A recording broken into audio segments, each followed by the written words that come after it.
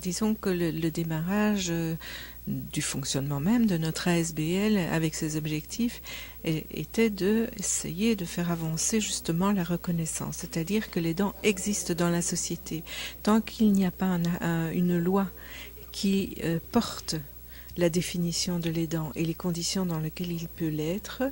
il n'y avait aucune possibilité de faire avancer des aides concrètes, puisque légalement il n'existait pas, juridiquement il n'existait pas. Et donc cette avancée, cet avant-projet, pour moi c'est la première barricade qui tombe. Nous avions déjà travaillé au départ sur une recherche qui était menée par les facultés Notre-Dame de la Paix à Namur, par l'Institut de droits fondamentaux, et qui listait en fait toutes les situations d'aide possible et d'aide nécessaire pour l'aidant proche,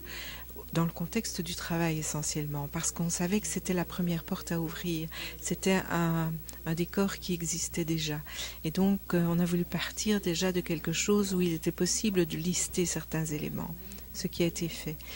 À cette suite, suivant les recommandations de l'étude, nous avons eu 4 propositions de loi déposées par les divers partis au Parlement, mais qui s'est arrêté à la proposition, mais qui a permis quand même de positionner les partis par rapport à cette détermination de reconnaître l'aidant, ce qui était souhaité dans les accords gouvernementaux de 2008.